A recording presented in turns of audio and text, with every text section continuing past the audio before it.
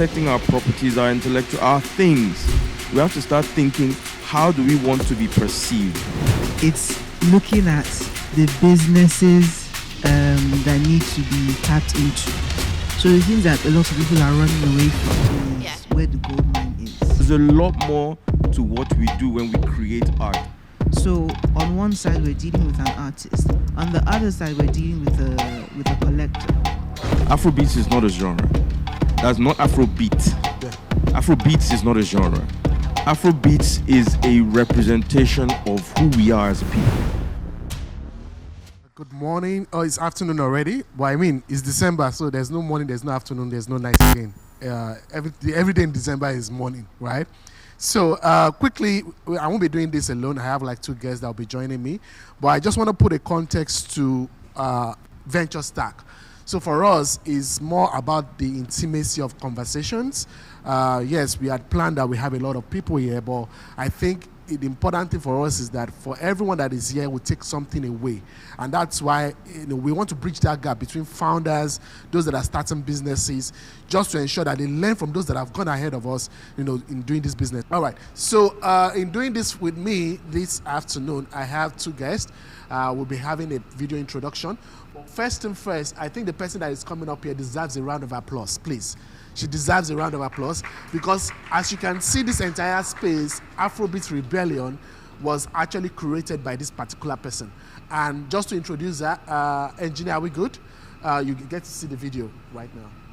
So can we introduce our first guest, Seun Alli? Seun Alli is a Lagos-based lawyer, art broker, curator, and cultural strategist. Her decade-long career in the art has positioned her as a leading creative professional who has worked with individuals, brands, and institutions to create exhibitions, art collections, interactive installations, and community-driven projects. Her expertise spanned exhibition curation, artist collaborations, audience engagement, and project management. As a consultant, Seun represents diverse clients and initiatives, guiding investors on African art market trends through JCAA's Connoisseur approach. Committed to cultural storytelling and industry growth, she fosters creative platforms that connect artists with new and existing audience.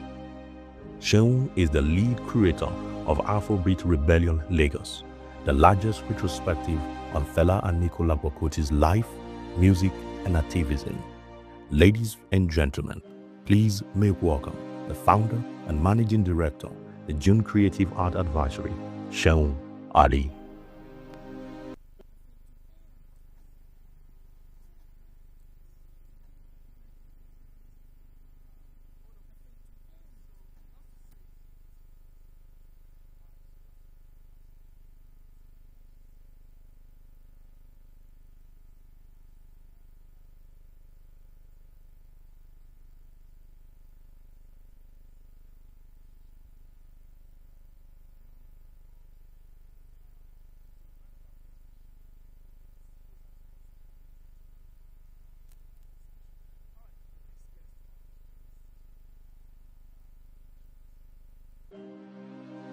Godwin, a renowned talent manager and creative entrepreneur who currently serves as the managing director of Sony Music Publishing, West Africa. Godwin has over 23 years in the music industry as an artist and talent manager and business executive. Godwin over the last years has worked and managed artists such as M.I., Wizkid, Neto C, Wandeko, Ice Prince, and many other amazing talents. Over the last 8 years, Godwin has devoted his time to educating the African music and entertainment industry next generation of creatives and executives to believe in and work towards African solutions. Ladies and gentlemen, please make welcome the Managing Director of Sony Music Publishing West Africa, Godwin Tom.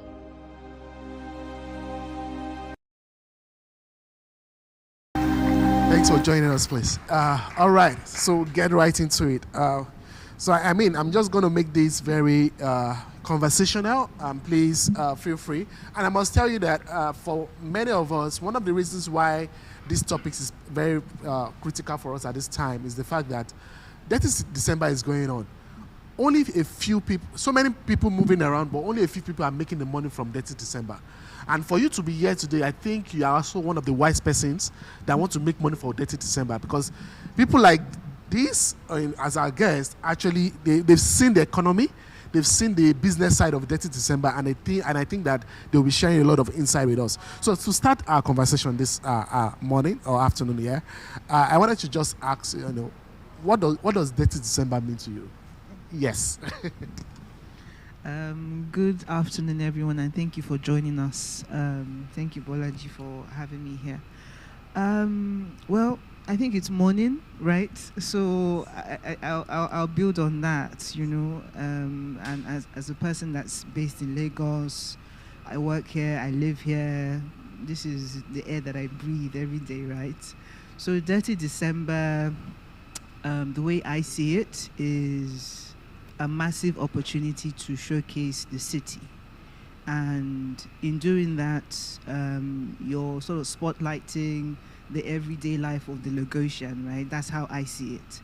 So let's not labor too much on traffic and the rest of it. It's really just putting the enjoyment and the lifestyle that we get to live every day. That's in a nutshell. That's how I see Detty December, and All right, it's an opportunity for so much more. Thank you for that. Just to introduce Godwin, I would like you to just give us a context when it comes to music for Detty December. Yes, because now there's that buzz around the creative economy, Afrobeat going global and everything. But what does that mean actually for this particular period of the year for Nigerians? I think it is an opportunity for people to experience all the music they hear. A lot of the people who make what Detty December is, in terms of the population of event goers and people who actually participate in a lot of the activities, are people coming in. And so for most of them, the things that we technically enjoy every year, they get a chance to come see it for 2 weeks or so, right? Yes. But I think from the perspective, I try my best not to sound boring when I talk about these things, because at the end of the day, the music industry isn't run by creatives, it's run by business people. Yes. And looking at it from that perspective, Detty December becomes almost, if we don't tap into it, a missed opportunity. So from a business perspective in the music industry, what we need to be thinking about is, how do we create an enabling environment for the revenue to be sustained all year? So Detty December is supposed to be either a finale or a starting Absolutely. point for revenue generation throughout the year. Absolutely. So it's identifying how best to put that together that I think we should focus on. Awesome. I like that response, because truly, for every company they have financial year, right? So it starts with the year with the plans and everything.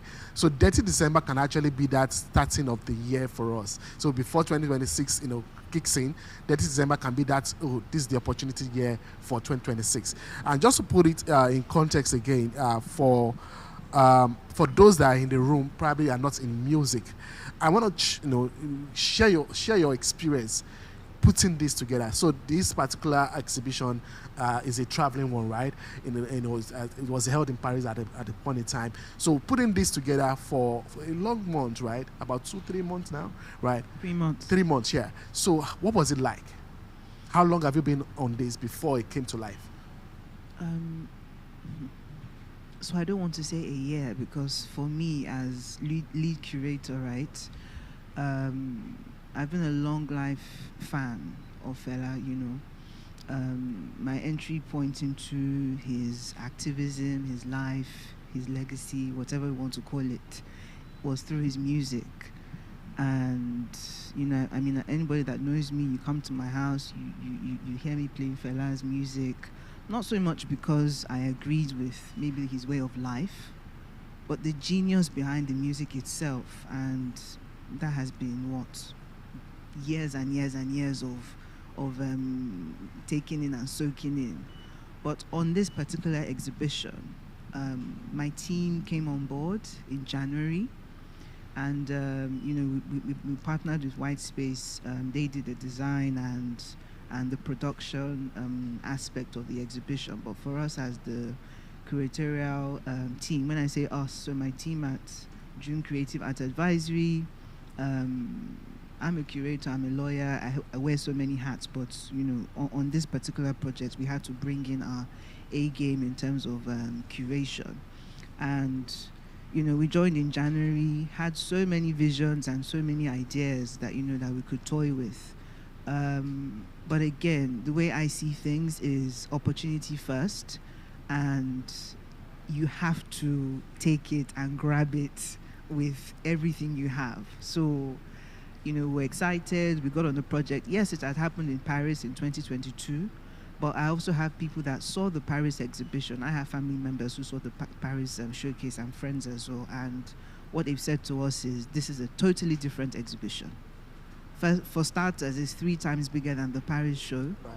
And of course, what does that mean? It means we had to include a lot more content, a lot more audiovisual, a lot more documents, you name it. Everything that you see here is 3 times bigger than the Paris showcase in 2022. So of course, you know, we're digging from every corner, you know, speaking with a lot of people, as many people that we could speak with, in order to get materials, in order to have that storytelling continue. And again, you know, I must say, you know, the year was already busy in January for us, but we had to, you know, sit and really think that, you know, what could we do with this? For me, it was an opportunity to tell the world and showcase the world what you know, how I saw Fela as an African man, a public intellectual.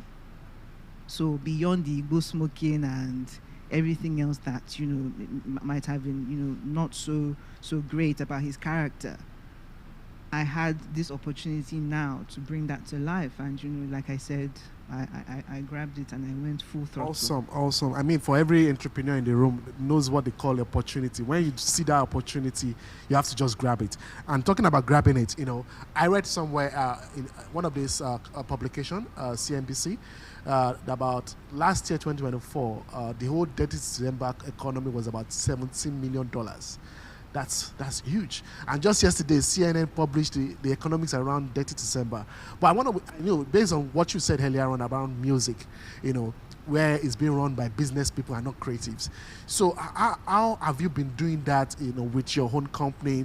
And, you know, just looking at the documentary we just saw now, you dovetail into Fiji music. That's something that is not as mainstream as what you would expect normally. So what has been the economic behind that?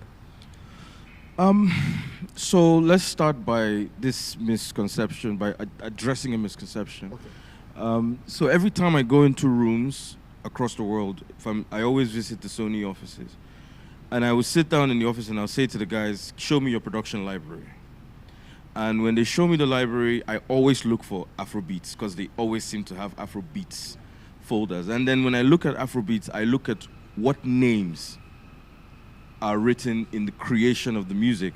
I've seen a Witherspoon, I've seen a Jacques, I've seen a bunch of things, and I think that was when this became slightly annoying for me, because I remember saying to every office, delete this folder.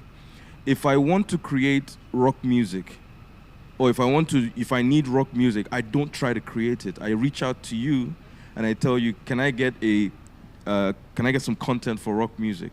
Why would you try to force the creation of this? And the assumption that Afrobeat is a genre needs to be corrected as well. Afrobeat is not a genre. That's not Afrobeat. Yeah. Afrobeats is not a genre. Afrobeats is a representation of who we are as a people, our culture, our language, our intellectual property. Fuji is a genre. Right. Juju is a genre. High life is a genre. And I think that education was the first part of it. So that was something that was in our plan. When you set up a new business, because we basically set up the Nigerian office of Sony Music Publishing from scratch. So when you set up a business like that, the first thing is stabilizing. You need to make money before they shut you down. Yeah. And so this wasn't a plan that we had it was a plan, it was part of the plan, but it was not the priority, right?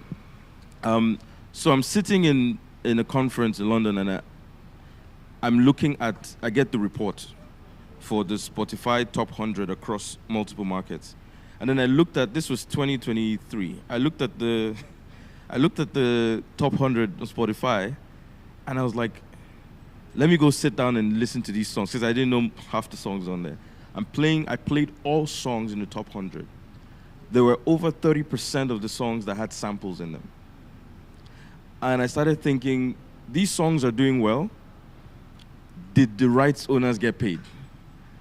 And I did some more research. We found out they didn't. So the first step was we then decided to fast track the Legends project and started talking to the Legends earlier than we had planned to. We got them signed. So it's not a Fuji project. We targeted the Legends project, but we did it in phases. So Fuji was the first focus for us. So we got in Adewale Ayuba, we got Kwamwan, we got Ainde Barrister, we got The Green, his catalog. Wow. And then we've expanded since then, Bright Chimezie, Sony Neji, we're currently talking to a few other people, and we will sign them by the start of the year. And for us, that was the first step. But we then found that this was even profitable. One of our most profitable writers is Adewale Ayuba. He's one of the most sampled Fuji artists in the market, right? And so just going through the system and cleaning up his catalog, his metadata, approaching people who have illegally used his work, but also understanding that sometimes they didn't mean to, right? So you have young artists whose mothers played Salawa Beni for them when they were young, played Adewale Ayuba, played Kwamwan. They grew up thinking I remember one artist that we approached, and he said, no, this saying is a popular saying. And we said, who do you think made it popular? And that became an opportunity for us to realize we're not fighting with them, we had to educate them.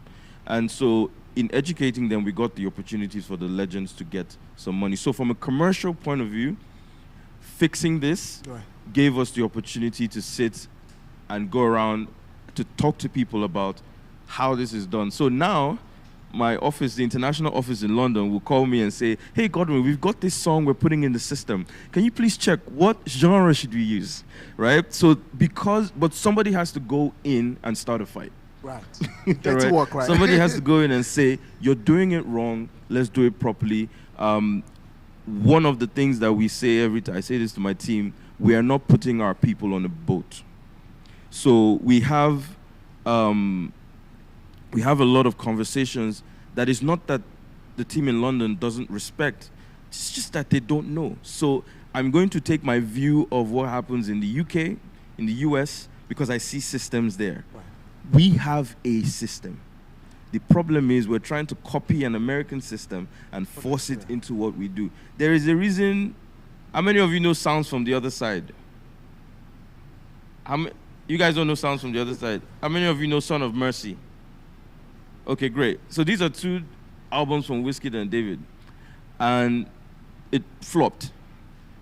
The reason is because somebody signed them and thought, let's use an American strategy to sell African artists. It flopped. After those projects, the next thing that came was Soko and If. And coming back to create something that was more us is how they got back in the conversation. So I think those labels have let them continue to create what they want to create. That is where we sit. As a publishing company, our job is to protect the creators of the work. And that's not a thing that most people really understand in the market. So we recognize it's our responsibility as a business to educate, and when we get people, we protect as well, and sort of kill this notion. I remember, and I say this very cautiously, so I don't try to offend anybody. The first meeting I had in the Sony group team was, we don't do kickbacks here.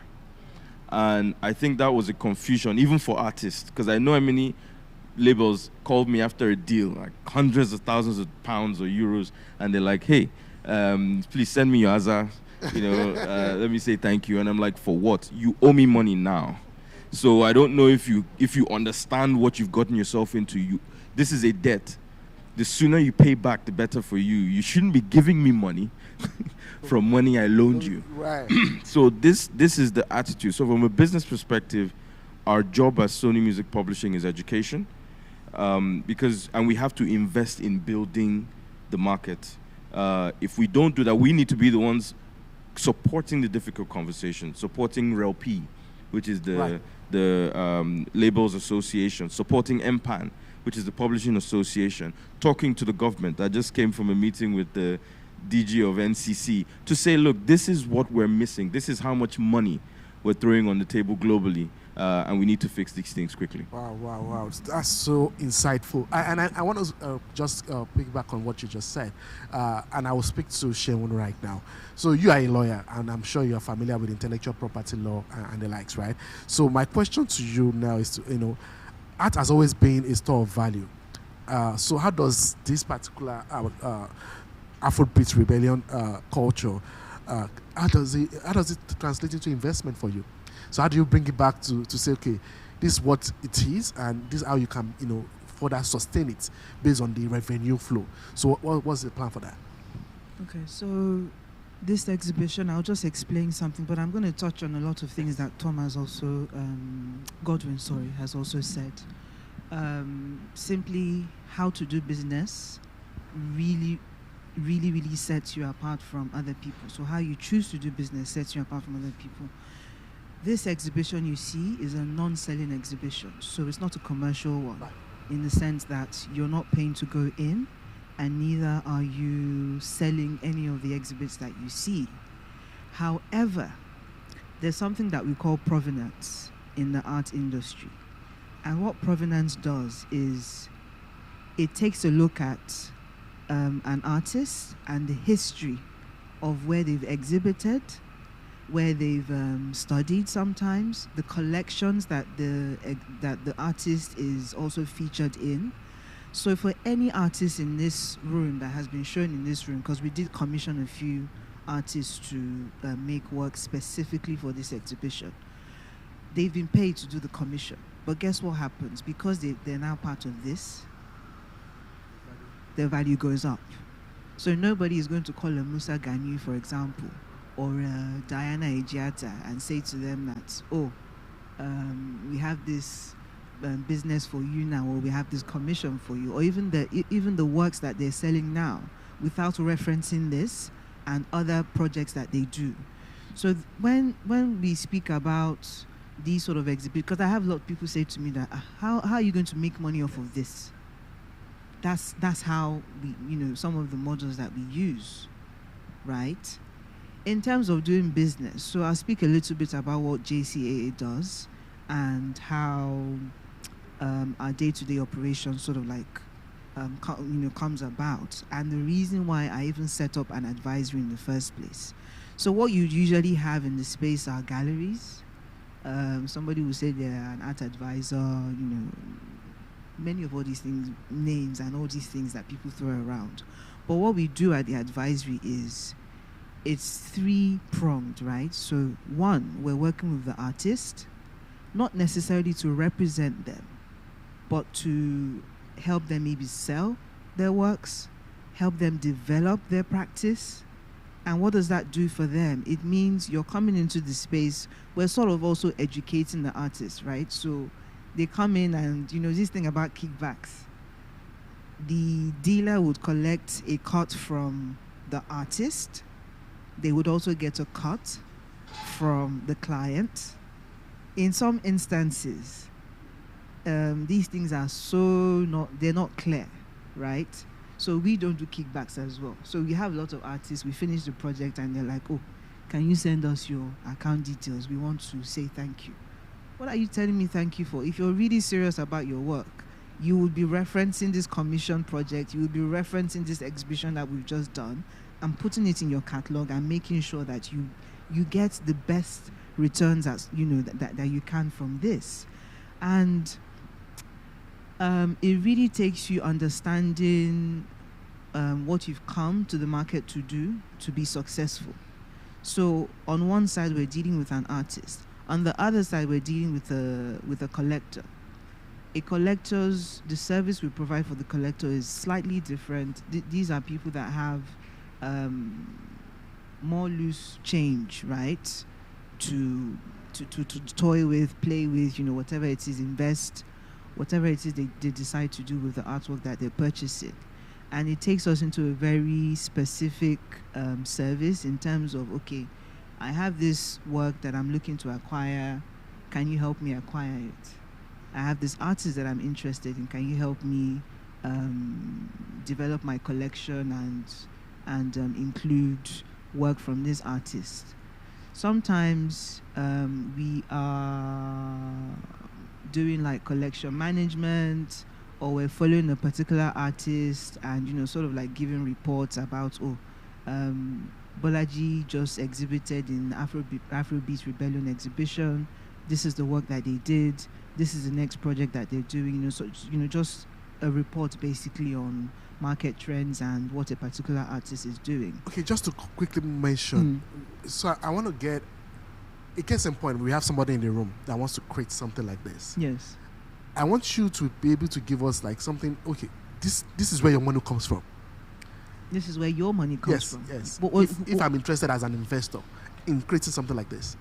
So for you, what you're looking at is, again, you've invested, and the returns now, like I said, is not so clear in the sense that you put in 5 naira now and you're going to get 10 naira by the end of the month. This art game is a very slow business. It's not as quick as maybe music or the media now, right? It's culture, and you have to build on it, and it takes years.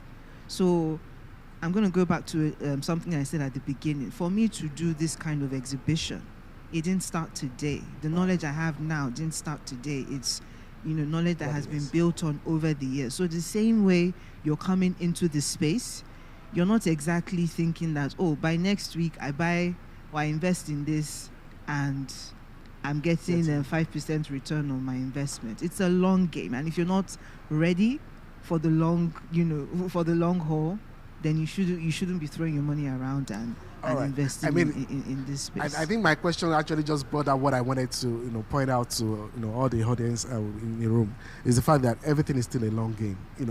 Even mentioning music, I don't think, Tom Godwin will actually let us know that music is also a long game. You want to say something? Yeah. Yes. When I say a slower time than music or or media entertainment, yes, generally, I don't mean to say that music too is sort of like magic. Yes. It's not. Yes. And that's why I'm going to talk about something very briefly, because I also work in the film industry, albeit, with a specific filmmaker, and we've done a few projects together. We have investors who have thrown their money in on the first project, and they may not make a lot of money from the first project, but by project 3, they're making so much more money than they even imagined that they would make. And I'm gonna. Okay. I'll Thank you so much. We are wrapping up now. So I want to come to Godwin. Just for people in the room, I am from the marketing industry, and one of the key things that we consider when we want to create a campaign is what we call passion points. Passion point basically talk about things that people are interested in. Fashion, music is a big one. So for entrepreneurs in the room who have 1 or 2 businesses, and possibly they are not so much interested in opening a music business, what can they tap into that can help their own business when it comes to the industry you play in? What can they tap into in that passion point called music that can help them do well for their business? This is a very confusing question. Okay. And I'll tell you why. Because when I speak to people in marketing, there is a lie that is told that music is a very important part, because it's not treated like it's important. So I'll give you an example. We had a meeting with 86 filmmakers and producers and a number of advertising agencies. And one of the things I got from it, from the music side, from the film side, was music is and has always been an afterthought, even if it's an important part of the project. So we want to make sure that we have the right song, the right emotion, but it's the last thing that is introduced.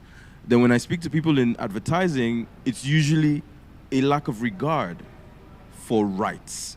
right? So you have situations where we know we want this music, but we need you to make a decision now and give us the music in a week. And what we try to explain to people is that's not how it works. I don't own the rights to the music. I represent the rights owner. And when you tell me you want to use something, I have to go to the rights owner and explain it to them and get their approval to give it to you. Now, so we need to first of all identify the reality of the situation, because I understand that from the marketing agency's point of view, they have clients that are saying we need to go to market now, right? So that's the reality, but we have to identify the truth so that we don't tell each other lies. The second thing, in terms of where the opportunity is, and also you can call me Godwin or Tom. Apparently I have two first names, so yeah, feel free. But the second thing that we have in terms of opportunity, look, I think people need to first of all understand the value of a thing to then monetize it. Because if I value something to a point where I realize the investment needed to get it to the point where it's a revenue generating item, it means I've taken my time to understand it, I've taken my time to experience it, and when I use it, I can sort of map out where I want to take it. It's not a thing you jump into and get out of and say, okay, here is a vertical. You know what I mean? Yes. I think it's something that we have to look at very carefully. This is profit and loss conversations. This is, how do I take this thing and create a business out of it? So if you are saying, I think to answer that question, it would be, what exactly are you trying to achieve, and what does music play? Is music the vehicle, or is music a vertical? Is it a part of what you're doing, or is it the main thing? For us, it's the main thing. And if anybody wants to tap into it, they have to be clear. Am I in film? What role does music play for me? Am I in advertising? What role does it play? Or am I in the music industry directly? Where do I sit? Am I a creator, or do I represent creators, which is composition? Mm-hmm. Or am I somebody who performs, or represent the performer, which is the sound recording? And understanding those two determines how you approach it. We represent the rights creators, so our approach to business is different. You don't see me advertising anywhere. I'm not in most events, because I don't need to be. Right. I just need the people who are out there to use my writers' works so I can go and collect my money, right? And that determines, so you don't see me paying for advertising or billboards. You don't see me doing anything that would, if I look at my P&L and say, does this make business sense? It makes no sense for me to advertise, because if the labels do their job, I make money regardless. Absolutely. So it's the angle that you're looking at that determines what it is. But I'll say this to sort of wrap this up. We need more people on the business side, right? Our music has gone far. The music is here. The business is here. And if the business isn't where the music is, we will lose it completely. There's a lot of money that Afrobeat is generating. It's not coming back. And the ones that have now come back, we're not managing it properly. So I know you mentioned a figure the other time. Yes. I think you said $17 million. That's inaccurate. that's money one company is making, right? So if we're going to look at how well we want, so we need more data. The people who, data analysts, the people who understand economics, those are the guys we need to get into the system, understanding how it works. The guys who are able to create business opportunities, the marketing guys, the agencies. How do we tell our story in a way? And then there's the structural policy issue. There are three major things we have to think about, whether it's the art, cult industry, or the music industry. Three major things we need to think about. One is education. Secondly is finance. And the third thing is policy, because policy follows money.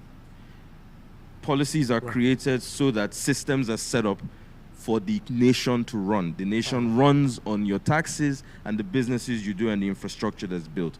We haven't built the infrastructure for Detty December. So what's happening, and I don't want to be the one that complains all the time, but what's happening is we have this great opportunity, right? This massive opportunity to take advantage of a buzz, you know? So if people are looking for opportunities, how does Detty December start in Lagos and go to Port Harcourt, Uyo? And it's still dirty. Ibadan. You know what I mean? Like Yes. if I'm coming in, because everybody that's coming in, I know a lot of people. I was at a rave. Yes, I go to raves. I was at a rave recently, and I met with a young lady who came in from the US, and she was telling me, I'm in Lagos until the 23rd, and then I'm going to the East. That's the market.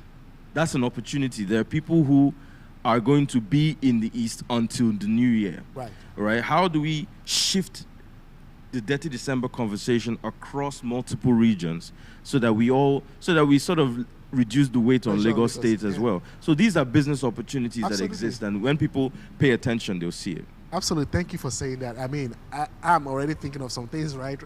And just to wrap things up, like you said, education, finance, and policy are the key drivers for that. And just drop your last line in terms of 2026. What should it be like for you, going into the art and culture space, 2026, Detty December, as it were? What will it be like for you? It's just putting in more structure. The business that we do at JCAA is a lot of background work. It's a lot of administrative work that some people confuse to be curatorial work. It's looking at the businesses that need to be tapped into. So the things that a lot of people are running away from is where the gold mine is. We're actually overwhelmed in my advisory because a lot of people need the service that we provide.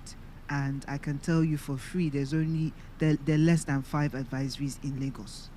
I don't even want to start talking about Nigeria, but there are less than 5 advisories in Lagos. So 2026, more money, more work, but I think people need to take advantage of the opportunities that is presented daily. Absolutely. Yeah. All right, Godwin, your last shot.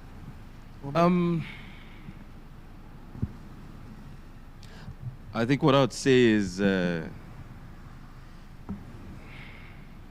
let us remember who we are. I think there is everywhere in the world we are the best. How are we the worst at home? Like it makes no sense. So we have to start asking ourselves, how do we want to be seen? And everybody in here has to answer that question. How do we want to be seen? How do we want people to talk to us? I was in the meeting and somebody said, oh yes, this lawyer, I don't know, how do they give certificates in Nigeria? And I said, I don't know. You don't seem to know anything either. And if we have to start protecting our own, protecting our properties, our intellectual, our things. We have to start thinking, how do we want to be perceived? Because we don't have to wait until we go abroad to show our genius. Let us show it now. So if we're going to do anything in 2026, let us stop preparing for war when the war starts. Right. Let us what do we need? Where do we need to be in December 2026? Let us put those things in place. If you're a business person, build those systems. If you're in government, start putting those things in place. If you're an artist, start creating, start identifying what do we do. We are already in a place where nobody listens to music properly anymore. And I say properly because that's relative. But nobody listens to music properly anymore. Nobody knows lyrics to music. Nobody knows anything. It's just vibes. It's just vibes, but there's a lot more to what we do when we create art. And if we take it seriously and think about where it needs to go, what it represents as a people for us, then we're not going to worry that the music travels abroad. We're not going to worry that anybody tries to make a copy. There's a Chinese young man in Amsterdam right now making Afrobeats. Afrobeats artists are traveling to Amsterdam to go and work with him in the studio. I'm paying him to do that. There are a few white boys in Atlanta right now copying SARS beats to create their own version of Afro beats. There's nothing wrong with that. The problem is if that money doesn't come back.